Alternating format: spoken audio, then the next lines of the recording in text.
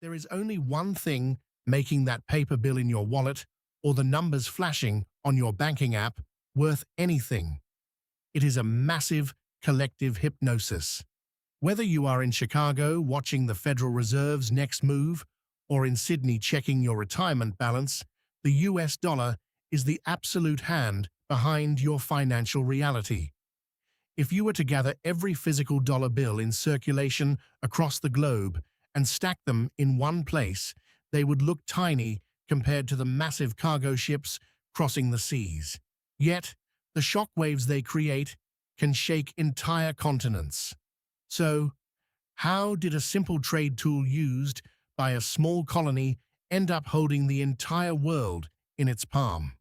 And more importantly, why do nations like Australia, Canada, and Singapore share this exact same name for their own currency? Let's turn the wheel of history once more and dissect the anatomy of this absolute power. The story of the dollar does not begin in America. It starts in the silver-rich valleys of the 16th century in Central Europe, within the borders of today's Czech Republic. In a valley called Joachimsthal, massive silver mines were discovered. The high-quality, trusted silver coins minted there were named Joachimsthaler, drawing from the name of the valley itself. Over time, this long name was shortened by merchants to simply thaler. The thaler carried such a reliable silver purity that it quickly became the universal language of European commerce. The word crossed oceans. Spanish merchants called their coins dollaro, and the Dutch called theirs daler. Just like how Roman soldiers were paid in salt, giving birth to the word salary from the Latin root salt.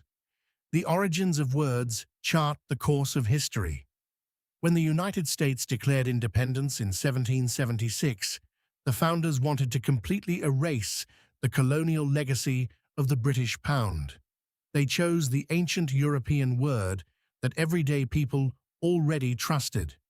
They chose a name that already symbolized free exchange and honest trade, dollar.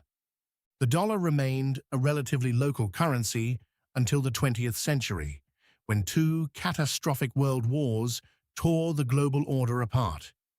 During both global conflicts, America supplied war-torn nations with massive amounts of weapons, food, and raw materials. In return, European states packed their ultimate gold reserves and hard assets onto cargo ships. They sent them across the Atlantic, straight into New York harbors. By the time the smoke cleared, nearly 70% of the world's global gold reserves were sitting inside American vaults. In 1944, with the war still raging, delegates from 44 nations gathered at a resort in Bretton Woods, New Hampshire. A new global financial system had to be built from scratch. America slammed its fist on the table. They made a historic, non-negotiable offer. Every currency on Earth would be pegged to the US dollar at a fixed rate. America would act as the ultimate vault of trust, backing every dollar with real gold. The world accepted the deal. The US dollar ascended the throne as the world's undisputed reserve currency.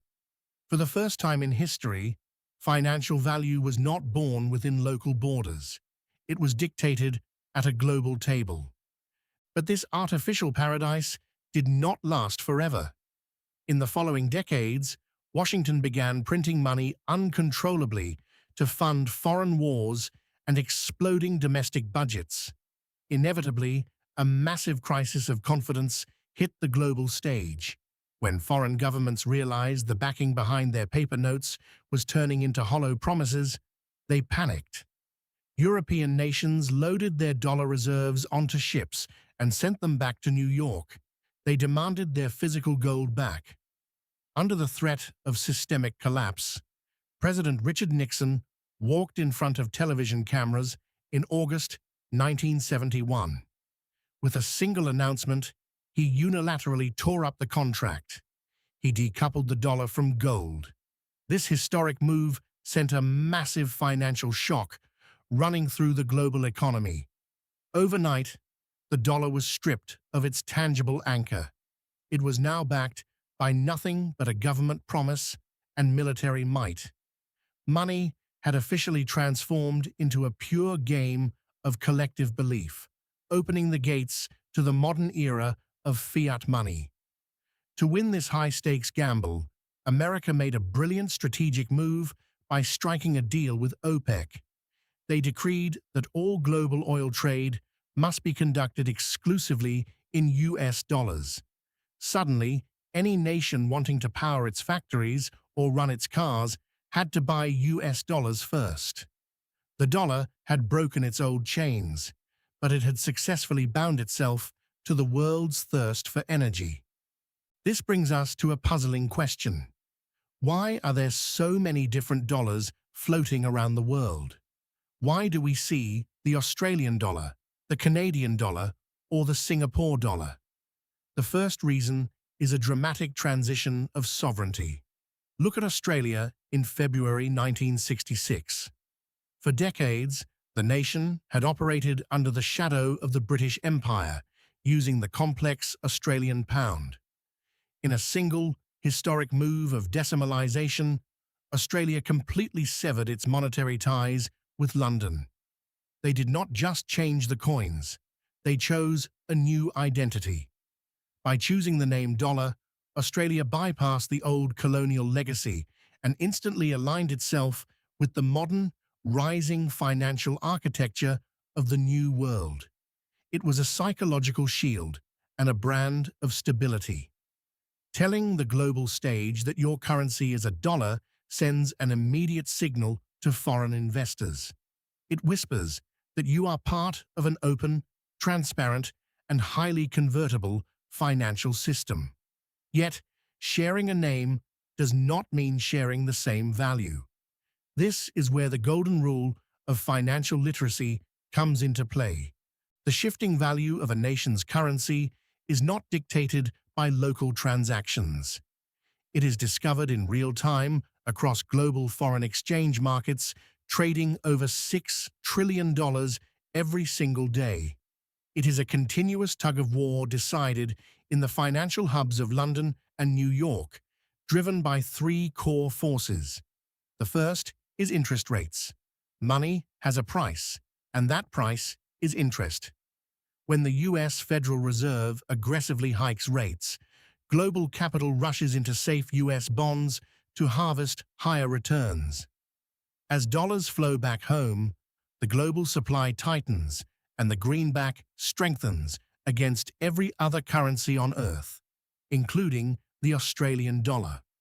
The second force is economic output and raw materials, a factor deeply woven into the fabric of the Australian economy.